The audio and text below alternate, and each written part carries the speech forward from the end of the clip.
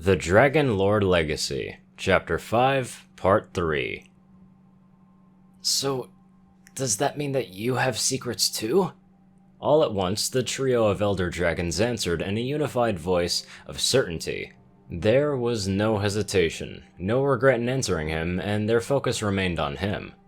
Every leader, every conqueror, every lord or master, Tor spoke heatedly, lacking the charm of his usual gruff. Everyone that has ever held a title has secrets and lies. Your naivety and innocence is sometimes a blessing in disguise, young Spike. That goes for many across the lands. In order to be a ruler, sometimes secrets or illusions, they must be placed to keep those in check and keep your status safe. I am a good example of that, tuned in Elienza. Her eyes glowed, as did the brace on her leg, and parts of her body also glowed light violet. My abilities were once considered omens and dangerous, causing fear for others, including my own sire and dam. The glow ceased, and she looked down at Spike with saddened eyes. I had to keep them in check. I had to hide them away from potential suitors, even be forced to wear this. She swung her tail around, bringing the large dark metal brace around her tail into view. Spike looked at the thick ring around her, and small runes could be seen etched or engraved in them. The dark metal, an almost gloss-like sheen, and two rings on top and bottom carried a very thin line, almost a mane's width of gold. She flashed her abilities through her body once more, allowing the ring to briefly glow once, and highlighting the runes before it ceased. This is to keep me in check, she finished. More than ever, Spike felt sorrow for his mother, though he voiced it this time. But why would you bonded onto her with the powers that first manifested in her teenage years? Torch answered gruffly. He then sighed. A mistake I regret years later. He then locked eyes onto Spike, lowering his giant head to meet him. And those, Spike, those are our secrets. Spike saw that Xynthia and Elienza nodded. He didn't really push for it. The history behind my abilities and all the reason for it are my secrets, Spike. The black-scaled dragoness spoke with an even tone. As we all have said, we all have secrets. Celestia is no different. His confidence was broken, yet it remained undeterred that Celestia was still a good pony.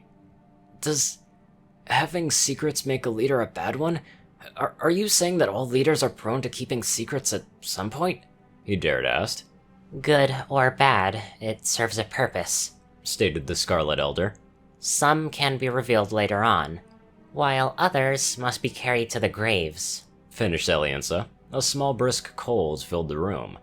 When you and Ember fully embrace your roles later on in life, you will find truths that may disturb you or others, and that is what must be kept from others. Ember will have secrets? Yes, she already kept one from you, Torch reminded him. She did so for both of your sakes, to keep you alive and well. Does that make her as bad as a leader and whole, or is doing what she needed to do in order to keep both alive something that needed to be done, despite some consequences? He then lowered his giant head to meet his. You both are future rulers of the Dragonlands, may or will develop secrets or lies later on, whether you want them or not. He raised his head back up again.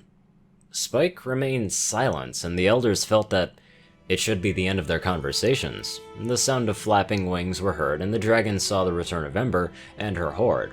In her claws, she held the Bloodstone Scepter and Twilight's book. The mood lightened up a bit. Ember was smiling as she came in with a book and claw.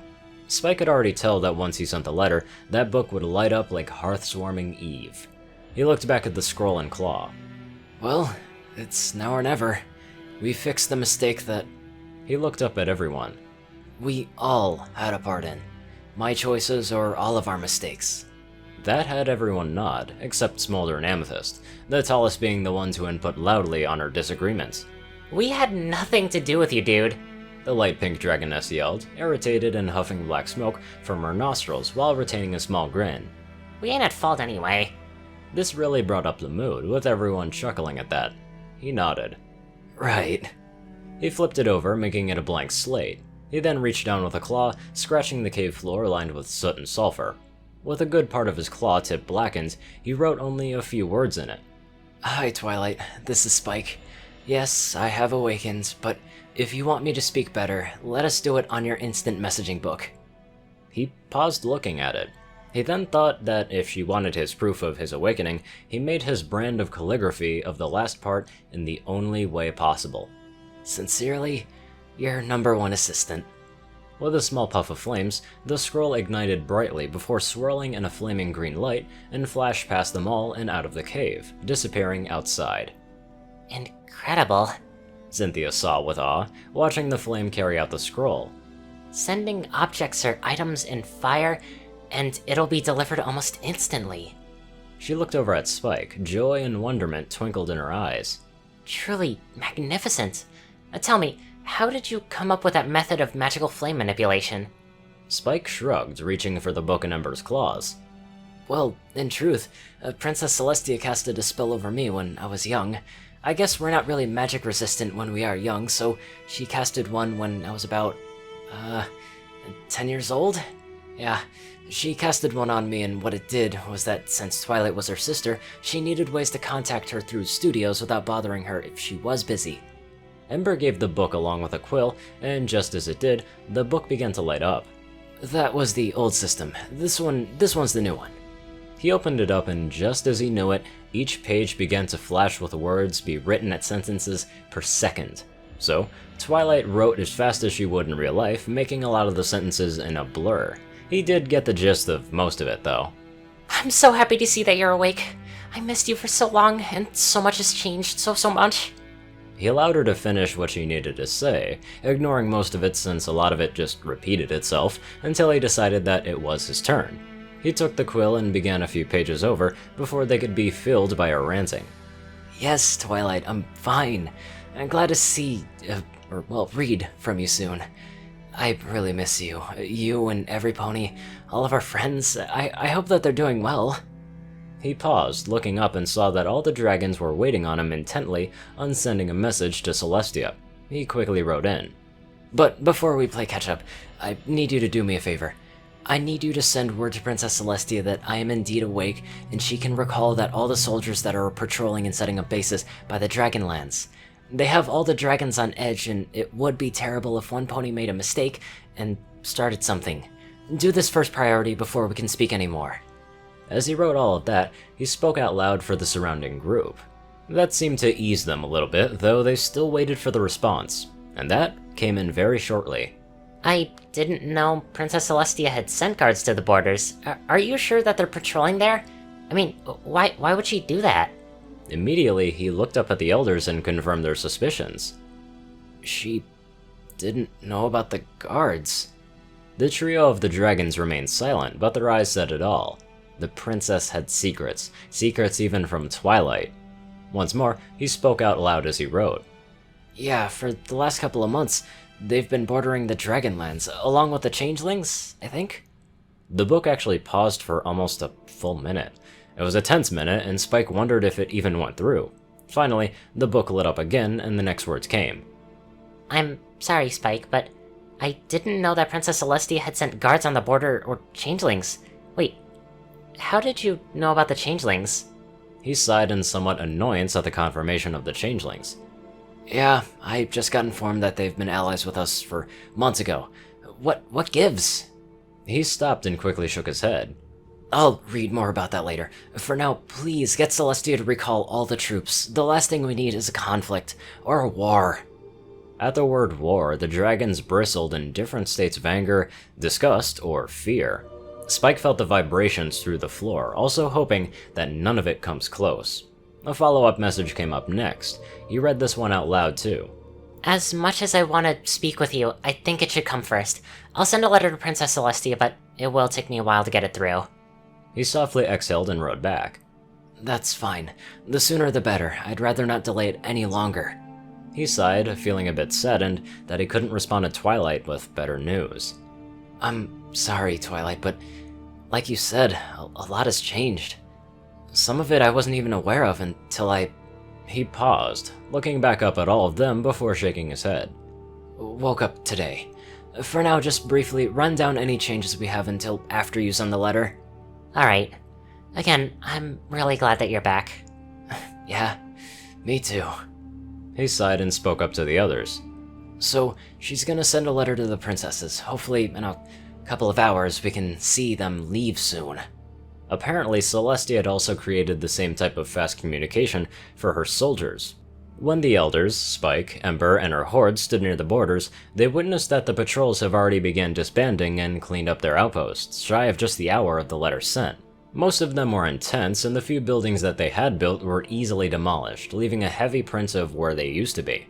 From their view, Spike saw that there were changelings amongst the ponies, but they weren't black and cold changelings that he saw in Canterlot during the wedding. No, they were completely the opposite. Bright and colorful, more so than ponies, with light, vibrant riches that extended the rainbow. Some were cheerfully interacting with their brothers in arms, while others just enjoyed being out and about without fear or being ridiculed or even hated. A lot has changed, he muttered out loud. I would hate to imagine if I slept any longer than just a year. We are also grateful for your early awakening, son. Ilianta lowered her head near to his. We were wondering what would be the consequences if they decided to force their way to you.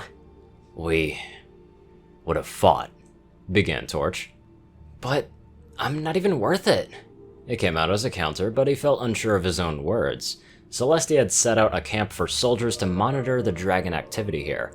Twilight and the others demanded clearance to enter and visit, almost wanting to fight Ember for him.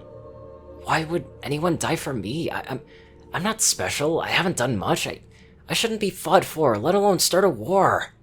Ember was by his side when he said that. In truth, she did want to argue that he was worth fighting for. He was the reason that she was still alive and why the Dragonlands were changing. He alone has done more in the time that he was here than any other dragon in history. So, it would be unfair to say that he wasn't special. Spike's influence when it came down to actual dragons were vague, or even non-existent prior to the Gauntlet of Fire. Outside of actually beating the trials, he was just known as Spike, the pony lover. Now, he was the winner of the trials for her consort, as well as succeeding all of them in near perfection. And that barely phased most of the dragons here. But I would fight for you. Ember grabbed his claw in her own, looking at his emerald eyes. You are worth fighting for. Whether you know it or not, you have changed the lands, something that no dragon has ever done before. Indeed, young Spike, Torch continued on before. You may see it now, but the dragons here have changed because of you. You're kind, generous, with others being to show loyalty or merit that has never seen these lands before. Just like you said to me before, it's like magic. The other dragons nodded in unison, though it was Amethyst who snorted out loud, trying to hold back a laugh. It inevitably failed, but the others also did see it as a little bit funny. Still, Spike smiled at the mention of what he had told Torch before, but the moment it lost its merit, he still hated the idea of any kind of battle for him.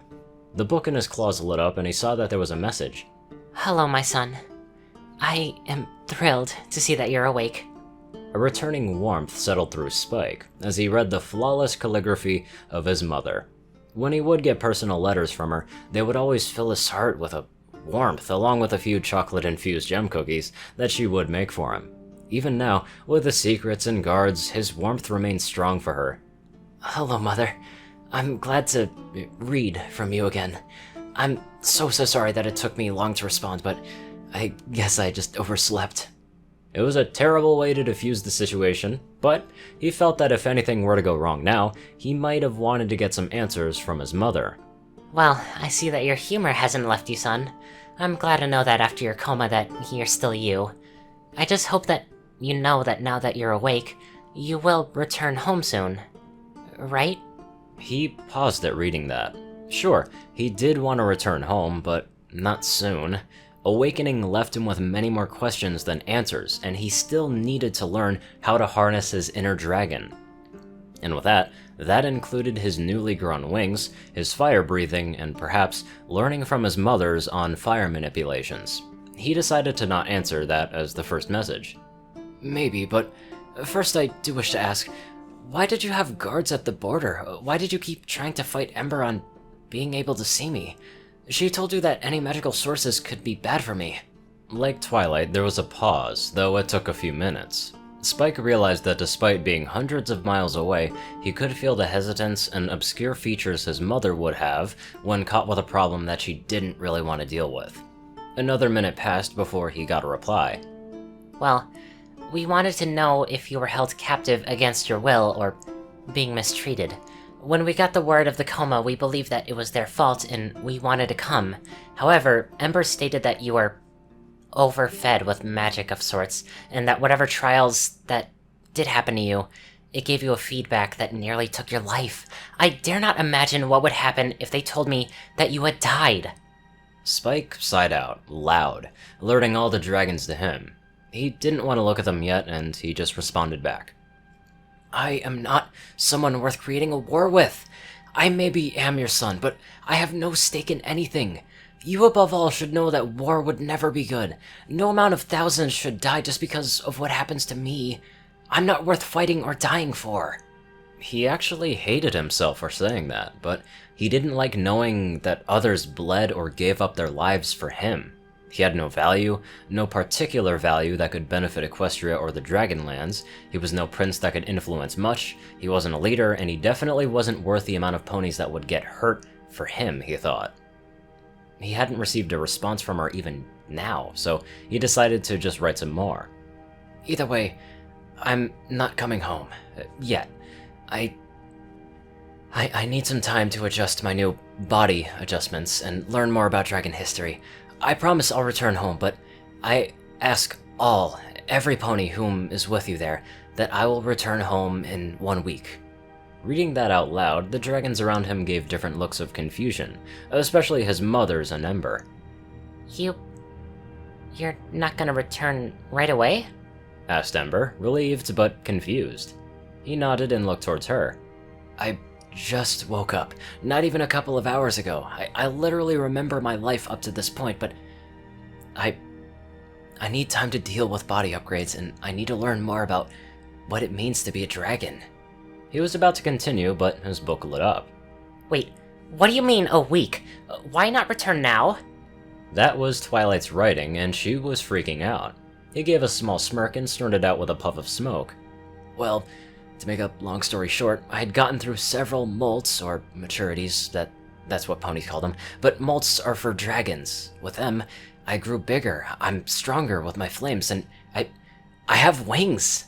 Instantly. You have wings? He could practically feel her yell from here, and the book vibrated hard to mimic her excitement. I did, yeah. I got them when I was asleep, so that's why I kinda need to stay here just a bit longer. I need to practice how to use them as well as anything else that I can learn. I wouldn't want to come to Ponyville and meet our friends back and suddenly just crush them with my strength or accidentally burn them. I need time, Twilight, just a little bit more. He felt his tail being wrapped, and Ember brushed her head next to his. I'll teach you everything that you need to know. You'll learn fast, and you will show them how much you've changed. For the better. He smiled at that, brushing back against her. The book lit up, and he saw her responses. Well, if it's only 1 week more, then that is fine, Spike. It would help to learn more about your biology, especially in the Dragonlands since you are surrounded by teachers and such. If possible, could you send me more notes on dragon biology? There was a pause in the writing. Though, Rainbow Dash is disappointed that she wouldn't be able to teach you. He grinned a little at that. Then he wrote in, I don't think dragon wings and pony wings are the same. However, tell her that once I do learn how to properly fly, I will race her. A response came in immediately. She just said yes. Before getting out of Hoof, will you still be speaking through me here? Of course. Just because I'm not there yet doesn't mean I can't respond. Is Ember the only friendly dragon you have over there? At this, he shook his head and looked around him to see the wonderful dragons that he was surrounded by. No, I'm surrounded by family, more than anything. There was a delayed response. You have a family over there? But how? I do, and for the last year, they've been taking good care of me, making sure that I was cared for, loved for, and even though you, the girls in Celestia, you are my family, I gained one in the form of dragons, and that's also why when I return in a week, I want to bring them to Ponyville, and hopefully we can all get along. He paused as if trying to remember something really important before quickly adding in, So prepare Ponyville for the arrival of large dragons the size of Torch. Oh, and including Torch. I can't go, young Spike. My mate is still immobile. Scratch that. Just the arrival of 2 dragons the size of Torch, along with me, Ember, and her horde. I'll try my best to warn them, but again, how did you gain your family? I mean, you don't just gain a family like that. You were in a coma. Ember told me that you were being cared for by 2 dragons, but she didn't mention that they were your family. I'll explain more later, but just like you and Celestia, they adopted me. He answered quickly. Right now, we're still waiting for the last of the guards to leave so the dragons at least have some peace. Once that's all and done with, I'll speak again with you later on. Keep me posted then. That was the last of the communications, but then came another response from his mother. Forgive me, son. I pray that you do not hate me for what I thought was best. Spike didn't want to respond, but he felt guilty. He really didn't like being disappointed in someone that he loves, and he also couldn't really blame her.